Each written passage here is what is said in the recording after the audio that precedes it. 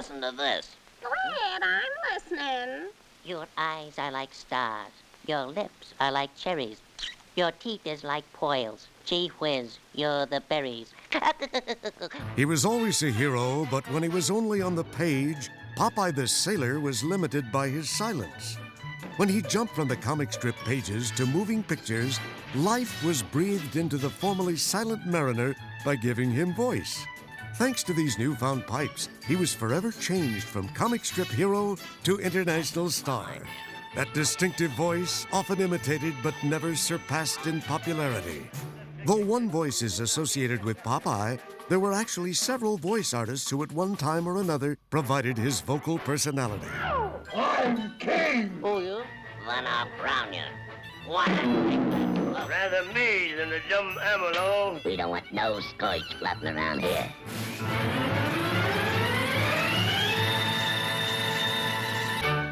Popeye's voice is as important to the character as spinach or his forearms, his pipe. You know, it's really a part of his character. It's evident that in addition to the visual content, the Fleisch's people really had thought this through very carefully as to what was right for the characters and the format.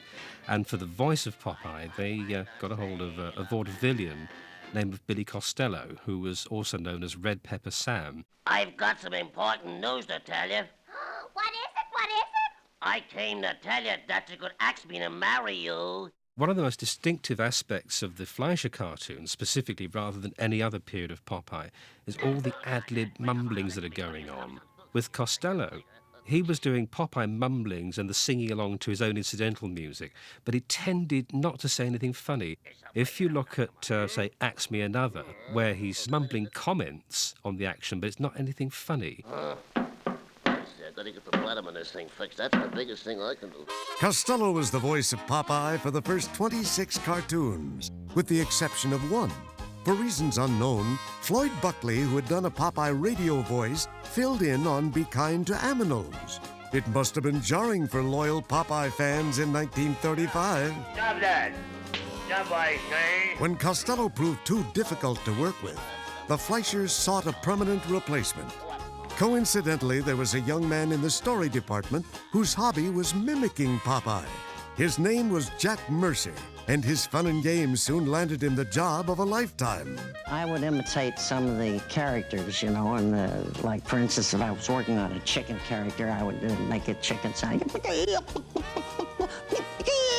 So finally, I started to imitate the Popeye voice, and somebody heard me and suggested that I try out for it. Oh, it's not under there. Here's another one over here. Anyway, let's go. What Jack Mercer did was to take those mumblings and do gags, such as the memorable, you know, Hair Today, Goon Tomorrow in Goonland. Hair today, goon tomorrow. There we are, all settled. Mercer took the mumbling principle but actually added the gag element, which Costello had failed to do. People who see these Fleischer cartoons for the first time are often rather thrown by the fact that these ad-lib mumblings aren't in lip sync. Hey, stupid, do you know where my pappy is hid, huh? Yourself. The cartoons were post-synced. What that means is they'd animate the dialogue, or sometimes they wouldn't even animate dialogue, and then, you know, Jack would come in and watch the picture and post-synchronize the dialogue to it, which is why when Popeye does his funny mumbling, you don't actually see the mouth move. But they're charming. You can't do that any other way. Flit, Fuji. I take a 3.5, but an 8 feels so good. So I better get 12s, huh? What you're hearing really is two recordings of the characters' voices. Often, Mercer would do a run-through of the films early on, and then he would go back and do another run-through, writing a lot of his own gags as he went along. Mercer's Popeye voice was a singular sensation, but a duality in nature, similar to the style used by Tuvan throat singers in the Far East. What they do there is they develop this weird way of singing. They would just go, you know, excuse me, that's hard to do. And it was real low. And then some of them would get a whistle out of their voice. It was incredible, and I thought, well, wait a minute, I'm listening to this one guy. And the more they play him, I realized that he's doing a high voice and a low voice at the same time. And then all of a sudden, it just hit me in the head. He sounds like Popeye. The high voice would be clear, and the low voice would be clear, but Jack Mercer would be, Yoo-hoo, olive oil. I bring you some flowers. and then the low voice at the same time would be, yoo-hoo, olive oil, I bring you some flowers.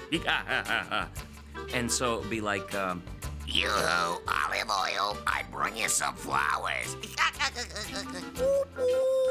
But the talents of Jack Mercer extended beyond his voice. Being a story man, even, he understood what was going on in the stories. So it turned out that Jack Mercer was much more than that. He was an amazing talent. Storymen in the animation world at that time were all artists. They were cartoonists. And that's what he was, because he was an idea man. He later on contributed an enormous amount to the stories of the Popeye cartoons. So not only was he voicing Popeye, he was creating Popeye situations. Hey, don't you know that thing is loaded with dynamite? Yes, sir. In the 1940s, as Popeye served his country in the armed forces, Jack Mercer did the same. A substitute had to be found for Popeye, and one solution is quite surprising. Who was less likely to provide Popeye's gruff voice than Mae Questel, voice of the sweet-sounding Betty Boop and the high-pitched Olive Oil? A woman's like an appendix. She's something a man is better off without. She once told me that there was an occasion when Jack Mercer was unavailable, and she even did the voice of Popeye. I thought, well, maybe she's embellishing this story a little or making something up, and she proceeded to do it for me. I thought I caught a big sucker, too. So long, pal. On 8 occasions during Mercer's tour of duty, Harry Foster Welch filled in as the Popeye voice between March 1946 and April 1947. The inspector of the house ain't no job for a woman, especially a female. The last incarnation of Popeye was in 1987's Popeye and Son, 3 years after Mercer passed away. Maurice LaMarche was the artist who rounded out the wave of 20th century Popeye voices in this short-lived series. Junior, well, blow me down. Billy West faced the challenge of bringing Popeye's voice into the 21st century in a 2004 special. He found it wasn't easy taking over the voice Jack Mercer made famous. Unless I'm mistaken, she ain't too keen on the idea. it's wear and tear. I mean, I thought that I could just get used to it. You know, I've been doing this for so long, and boy, you never do get used to it. You sound like a chainsaw. And what if me pappy ain't in no trouble? And what if he doesn't want to see me?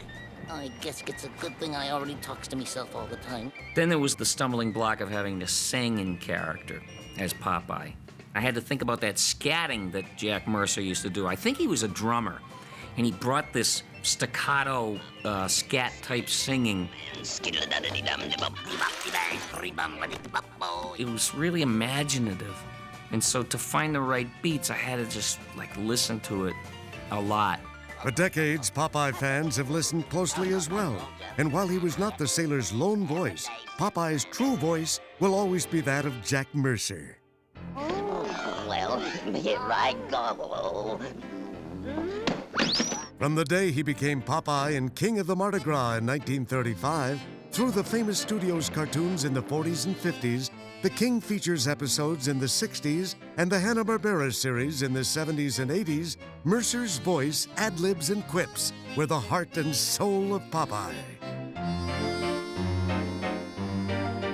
I can't read an Elsie Seeger comic strip without thinking of Popeye's Jack Mercer voice in my head. I just can't. Popeye, you're just in time to take Fluffy for a walk. I think I came a little too early, if you ask me. A he-man like I am can't take a sissy dorg like that for a walk. Bill Costello, Jack Mercer, they're all up there in my book. I mean, they just won't fade. They're at the top. They're at the top because they were originators. You know, they showed the way. I'm strong to the finish, 'cause I eat my spinach. I'm Popeye the Sailor Man. Whoa, whoa.